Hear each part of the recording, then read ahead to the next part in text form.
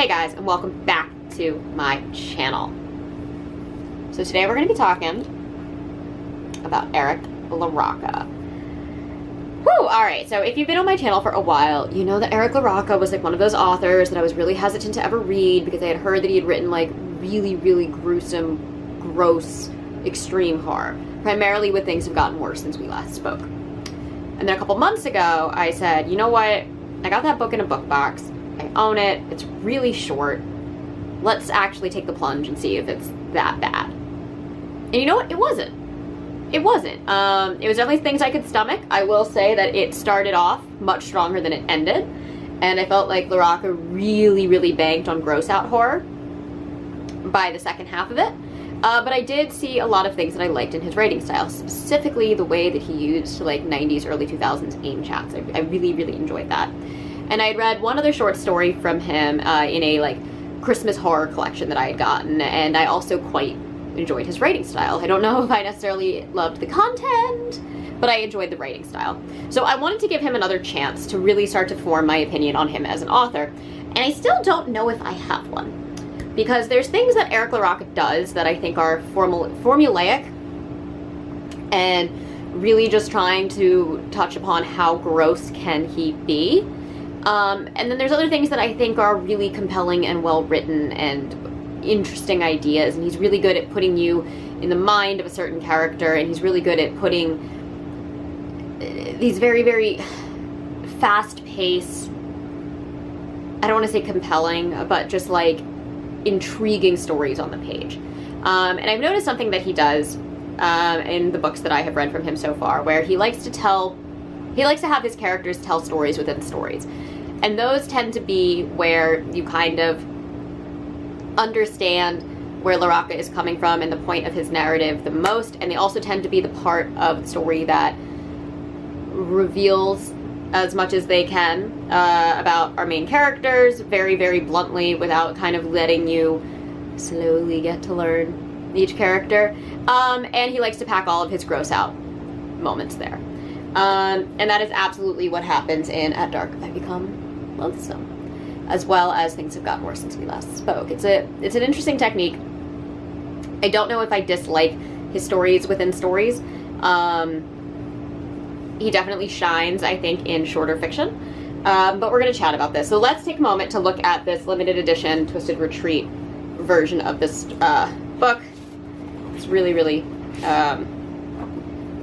well, kind of gross, but in like a macabre and pretty way.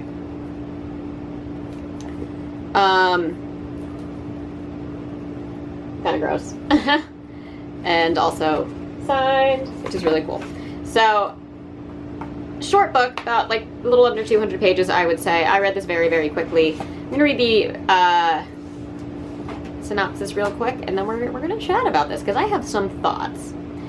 If you're reading this, you've likely thought that the world would be a better place without you. A single line of text flowing in the darkness of the internet, written by Ashley Lutton, who has often thought the same, and worse, in the years since his wife died and his young son disappeared. But the peace of the grave is not for him. It's for those he can help.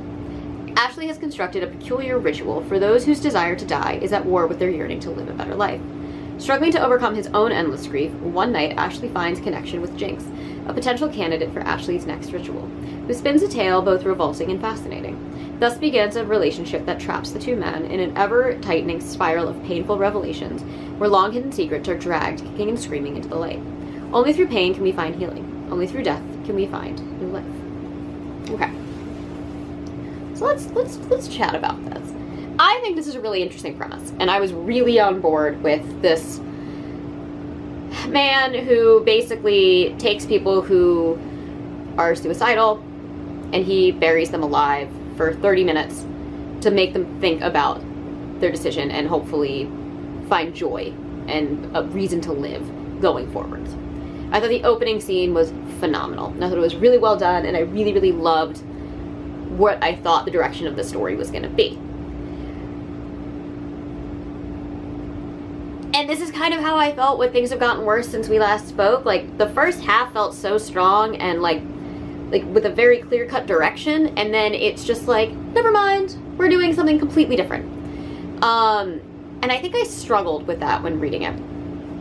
I think it was up until the point that Ashley met Jinx online, and they had that like whole online discussion where Jinx tells that horrific story about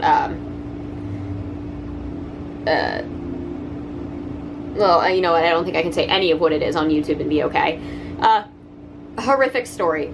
And it's interesting because it is written in a very captivating prose, and you do feel like Ashley reading these messages where you want to know what's happening, but it's vile and revolting, but you're going to continue reading what's being written. And I think that was a really, really strong sign. And I think when we get into Ashley's head and we see who they are and we see this vulnerability, you see a lot of what was in our main character, and things have gotten worse since we last spoke. And then I just feel like Eric LaRocca kind of lost track of where he's trying to go. I don't think he knew who Ashley was. And I think he was trying to tell almost two different stories in one. This concept of finding a reason to live when you're at like you feel like you've hit rock bottom, and then trying to tell this story about a slightly delusional man who's lost his wife and his son.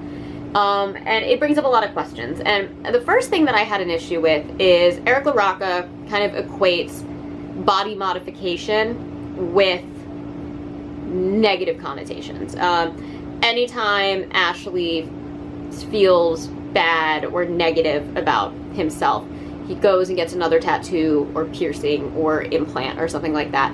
And I just don't think Eric LaRocca researched the culture of body modification enough to do it in kind of a respectful way, because I understand that there is this trend of like people who do use different body modifications to kind of fill a void that they might have, but the type of extreme body modifications that this character was going under, I think, wasn't in line with the culture of body modification where it is. And I used to kind of work in a tangentially connected world to body modification, so I know many people who have undergone a lot of things like that. And I just think that our character trying to feel on the outside like the monster that he thinks he is on the inside wasn't conveyed in the most respectful manner, and then just really made me not like the, well, they have tattoos, they're not a good person kind of thing. I just feel like that's such a cliche, and it's like that's not what this is. So that bothered me. And then we get into like the relationship with Jinx, which really started off very strong with like the phone calls, and then the AIM text messages, and then the desire to like meet up. But there's no character development on Jinx whatsoever, who is probably the second leading character of this story. And I really felt like we needed at least another like 30 to 50 pages of build-up to get to this final interaction with Jinx, because it doesn't work. It's too fast, it's too convenient how everything is, and it just doesn't work for me.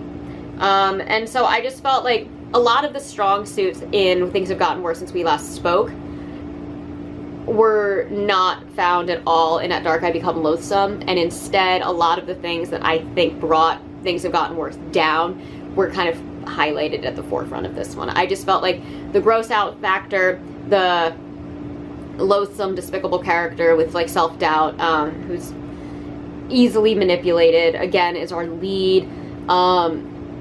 It just felt very similar in tone and setup. And again, we get the gross out stories and then the really shocking ending where you're supposed to like draw your own conclusions. This one's like not as vague as Things Have Gotten Worse, but it also just didn't land as well as Things Have Gotten Worse. Like I feel like the ending of Things Have Gotten Worse, I'm not going to spoil that here,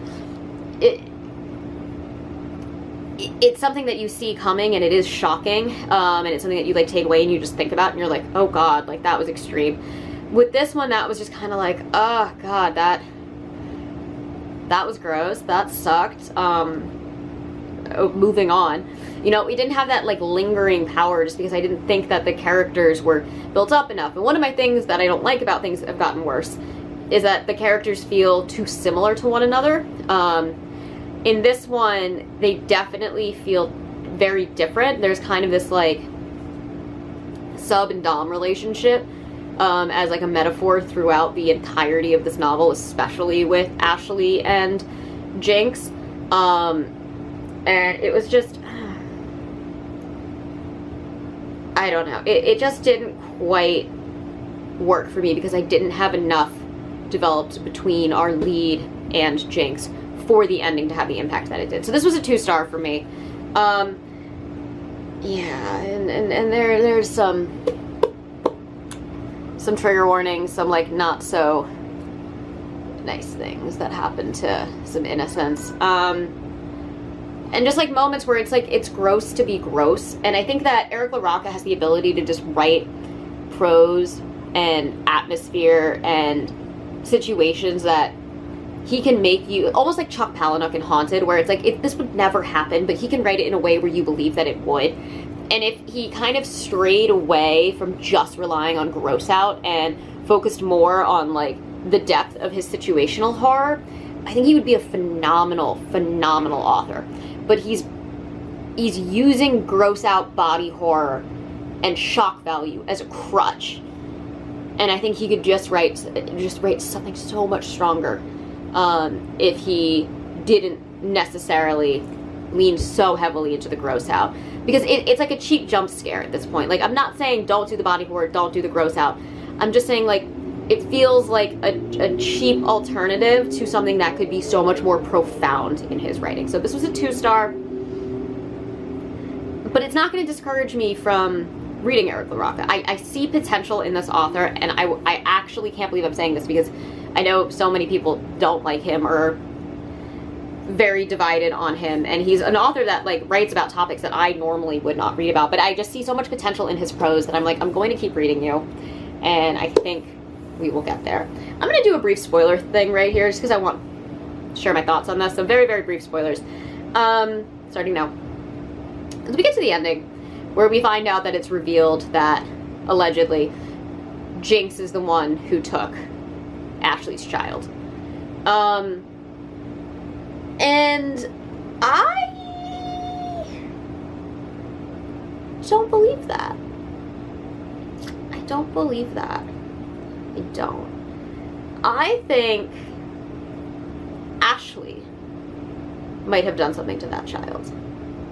And again, this is just me thinking. I would love to hear your thoughts in the comments below. I think that Ashley was ashamed of who his child was becoming. And we talk about the kind of like suppressed homophobia that Ashley has within himself, and then therefore about like the worry and fear that he has for his son. I have a feeling he did away with Ashley. I'm not sure if he did away with his wife, but I have a feeling Ashley did away with his son. But I think Jinx said that he did it just to get Ashley to murder him. I think he was too scared to do it himself, reached out, finding somebody that he thought he could manipulate. I think that Jinx really knew who Ashley was and was able to figure out who the online identity is, especially because he's able to find his personal phone number, and just use that as a tool for him to have Ashley do his bidding for him. So that's my theory on the ending. That could obviously be completely wrong, or it could be something that's like so obvious that like, duh, like Violet, of course, like that's the whole point. So you tell me what you think, but that's what I got out of this book. I just kind of wish that, again, the relationship had been built up more, so I would get more of an emotional response to the ending, because I was just kind of like, I don't know about this, but whew, that's just me. That's just me.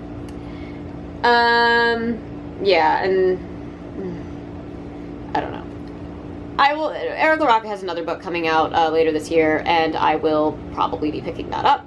And we can talk more. This is definitely an author that's like how Stephen Graham Jones was for me when I first started reading him, where I hit a lot of books that I was like, I do not like this, but for some reason I keep reading your work. And now I'm typically, generally a fan of a lot of Stephen Graham Jones' newer releases. Polar opposite with somebody like Paul Tremblay, where I absolutely adored all of their first releases, and now I'm kind of like, I don't like this new direction. So yeah, Eric LaRocca, definitely one of my one-to-watch authors for right now. Anyways, that is all that I have for you guys today. As always, I'm trying to post twice a week, and if you enjoy these videos, please hit the like and subscribe buttons down below, and I will catch you in the next one. Mwah.